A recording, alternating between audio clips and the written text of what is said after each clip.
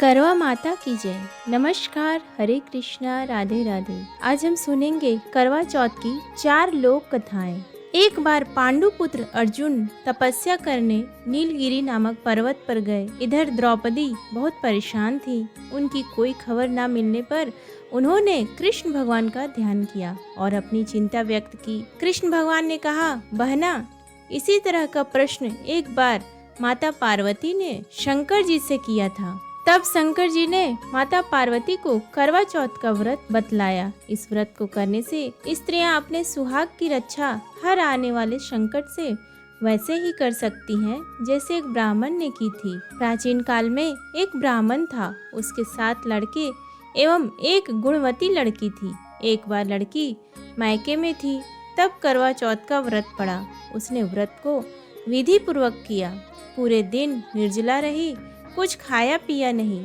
पर उसके 7 भाई परेशान थे कि बहन को प्यास लगी होगी, भूख लगी होगी, पर बहन चंद्रोदय के बाद ही जल ग्रहण करेगी।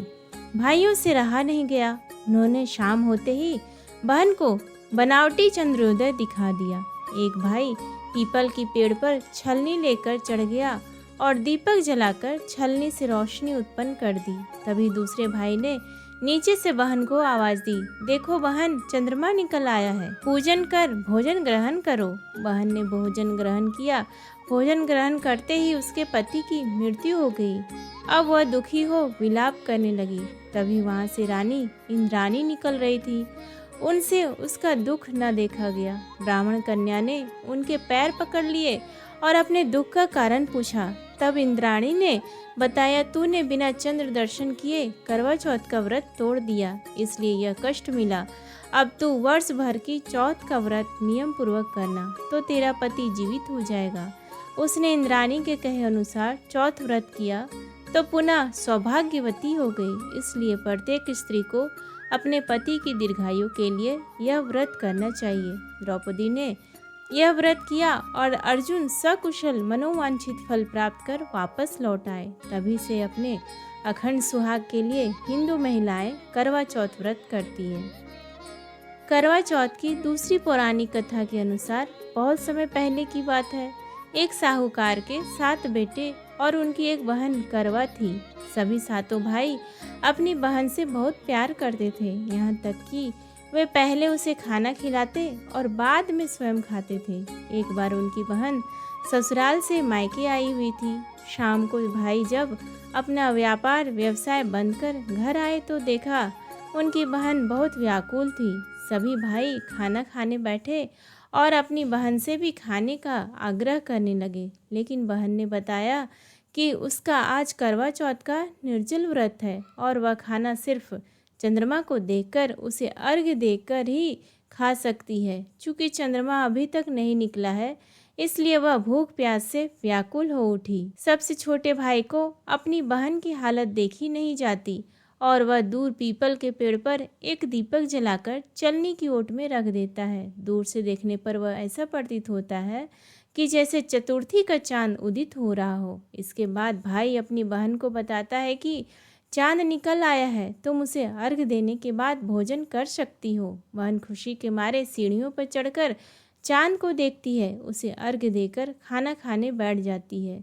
वह पहला टुकड़ा मुंह में डालती है तो उसे छींक आ जाती है। दूसरा टुकड़ा डालते हैं तो उसमें बाल निकल आता है और जैसे ही तीसरा टुकड़ा मुंह में डालती है तो उसके पति की मृत्यु का समाचार उसे मिलता है। वह बौखला जाती है। उसकी भाभी उसे सच्चाई से अवगत कराती है कि उसके साथ ऐसा क्यों हुआ। करवा चौथ का व्रत गलत तरीके से टूटने के कारण देवता उससे नाराज हो गए हैं और उन्होंने ऐसा किया है। सच्चाई जानने के बाद करवा निश्चय करती है कि वह अपने पति का अंतिम संस्कार नहीं होने देगी और अपने सतीत्व से उन्हें पुनर्जीवित दिलाकर रहेगी। वह पूरे 1 साल तक अपने पति के शव के पास बैठी रहती है, उसकी देखभाल करती है। उसके ऊपर उगने वाली सुईनुमा घास को वह एकत्रित करती जाती है। 1 साल बाद फिर करवा चौथ का दिन आता है। उसकी सभी भाभियाँ करवा चौथ का व्रत रखती हैं। जब भाभियाँ उससे आशीर्वाद लेने आती हैं तो वह प्रत्येक भाभी से यम सुई ले लो, पी सुई दे दो, मुझे भी अपनी जैसी सुहागिन बना दो, ऐसा आग्रह करती है। लेकिन हर बार भाभी उसे अगली भाभी से आग्रह करने का कह चली जाती है। इस प्रकार जब छठे नंबर की भाभी आती है तो करवा उससे भी यही बात दोहराती है। यह भाभी उसे बताती है कि चूंकि सबसे छोटे भाई की वजह से उसका व्रत टूटा था, अतः उसकी पत्नी में भी शक्ति है कि वह तुम्हारे पति को दोबारा जीवित कर सकती है। इसलिए वह आए तो तुम उसे पकड़ लेना और जब तक वह तुम्हारे पति को जिंदा न कर दे उसे नहीं छोड़ना। ऐसा कहकर वह चली जाती है। सबसे अंत में छोटी भाभी आती है। करवा उनसे भी सुहागिन बनने का आग्रह करती है, लेकिन वह टाल मटोलने लगती है। इसे देख कर वह उन्हें जोर से पकड़ लेती है और अपने सुहाग को जिंदा करने के लिए कहती है।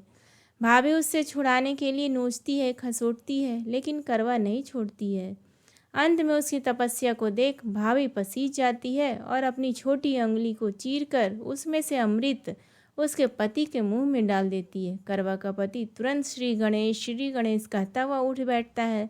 इस प्रकार प्रभु कृपा से उसकी छोटी भाभी के माध्यम से करवा को अपना सुहाग वापस मिल जाता है।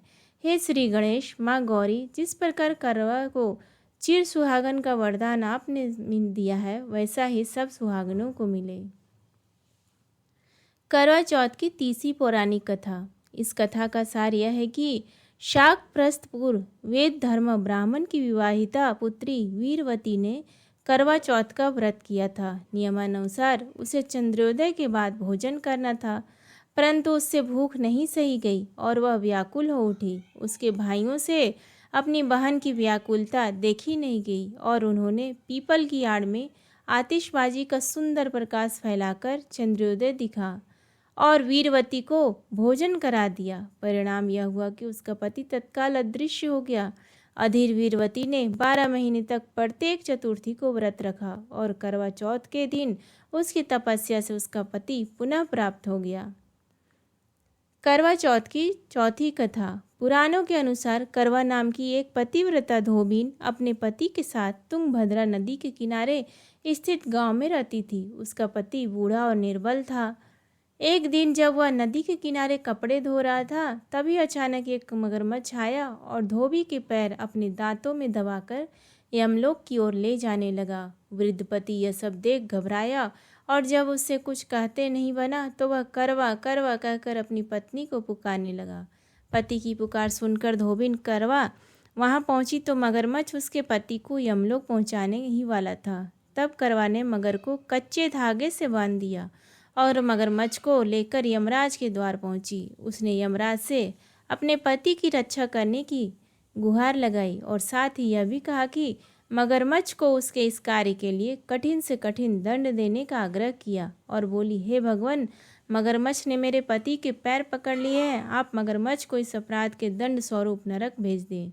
करवा की पुकार सुन यमराज ने कहा, अभी मगर की आयु शेष है, मैं उसे अभी यमलोक नहीं भेज सकता। इस पर करवा ने कहा, अगर आपने मेरे पति को बचाने में मेरी सहायता नहीं की तो मैं आपको श्राप दूंगी और नष्ट कर दूंगी। करवा का साहस देख यमराज भी डर गए और मगर को यमपुरी भेज दिया। साथ ही करवा के पति को दीर्घायु होने का वरदान दिया।